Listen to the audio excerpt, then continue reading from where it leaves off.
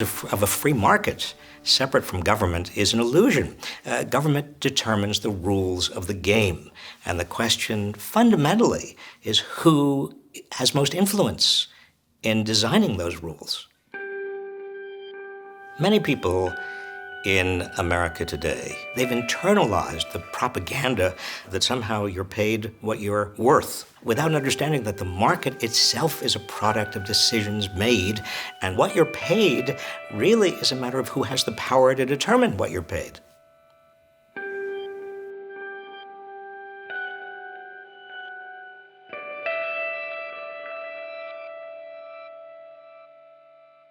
Oh, you look pretty. I'm glad you wore blue.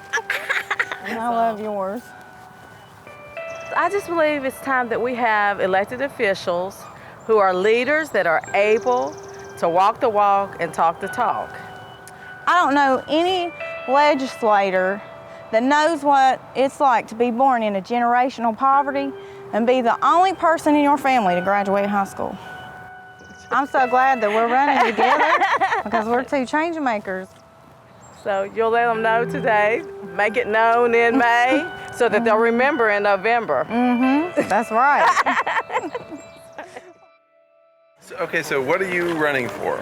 We haven't met yet. House of Delegates Okay. in District 27, So you're going to replace one of these jokers. I hope so. Very good. Yeah. Very good. We only get 3 minutes. Yes, yeah, I know. This is your page here.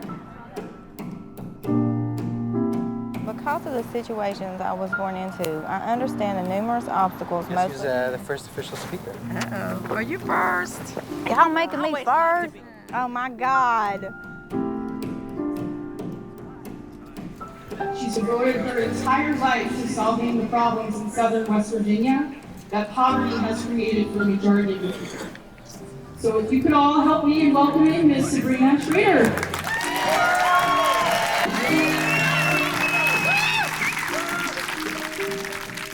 Politics is about 3 things: people, power, and money. These tax breaks are not creating jobs. They are destroying and taking away the ones that we have. I'm counting on you to become a part of the political revolution that has been taking place around the country. Together, we can make West Virginia a thriving state. Thank you for your time, and God bless you all.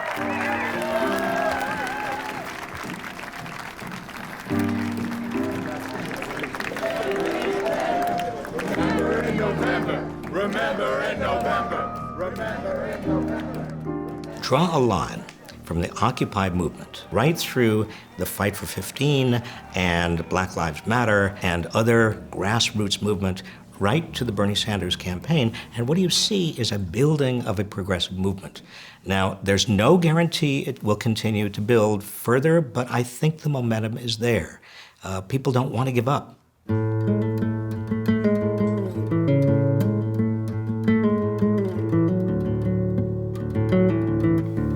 When I spoke at the West Virginia legislature, Senator Bernie Sanders' office called me. I got to speak on a panel there in front of the Health Committee in the Senate. It was a relief to see and hear that other people knew that poverty does exist in America, and that even if people hadn't grown up living in it, that some of them did have the right perspectives. Hello? In Charleston, where Bernie's coming to a rally there, they're shutting their schools down and everything. Quite a bit of excitement out here for for Bernie coming. Yeah, I haven't even really got to practice my speeches. Look at this. Isn't this great? Look at all these vehicles here. Keep this area clear for when Bernie comes in. Uh-huh. Just down this way or this way. Sabrina, I have you here. Tanya, I have you in the 3rd seat. She's gonna sit right there. Y'all are awesome. This looks so good. It does, doesn't it? I'm starting to feel proud.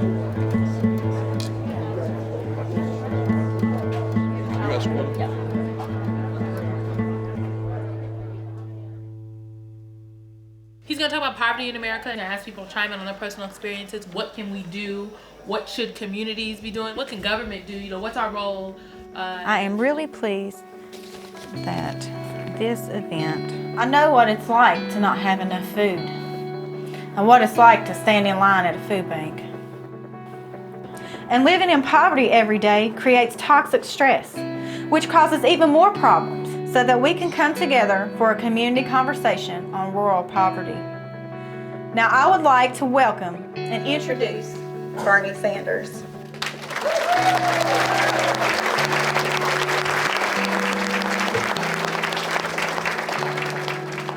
Thank you all. This is quite the turnout. Today is not a political rally. What today is about is discussing an issue that we simply, as a nation, in Congress, in the media, do not talk about, and that is the issue of poverty and the toll that poverty is taking on the people of our country. Unbelievably, there are fairly wide swaths of communities in America today, including McDowell County, West Virginia, where life expectancy is actually going down for a variety of reasons having to do with despair, people going no place in a hurry, can't find good jobs, unemployment too high. People are becoming alcoholic, addicted to opiates and heroin, and are committing suicide. Taking place in America right now in the year 2016. How severe is the drug problem in your judgment? I would say that 90% of my clients are in some way addicted to drugs. Beyond that, it has touched my personal life as my mother died of a prescription drug overdose. This stress it's unbearable. Living in poverty, and we don't have anything else. So either you turn to drugs or you fight through. We have nothing else. Thank you.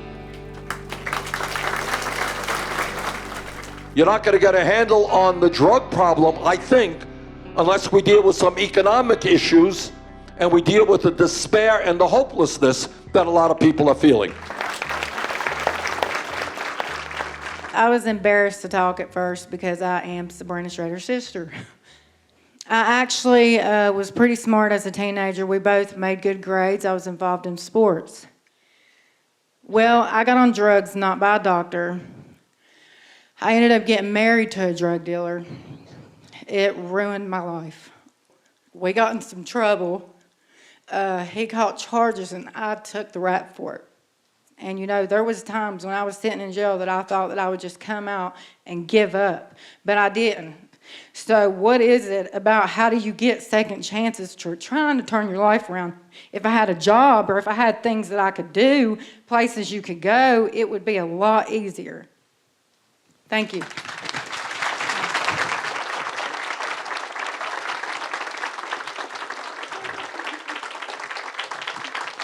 All right, that's not easy to say publicly. Thank you very much for your courage.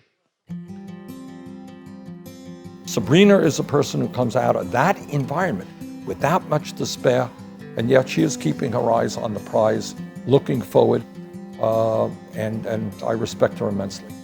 Okay, let's take some more. All right, okay, whoops. My wife tells me that we got a lot of other places to go to today, and I can't be late. Well, I love you too.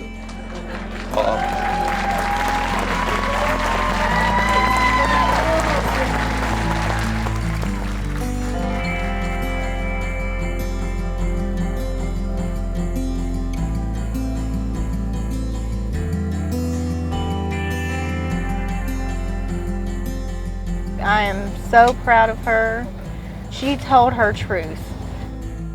I am humbled and honored to introduce to you, Lord willing, the next President of the United States, Bernie Sanders!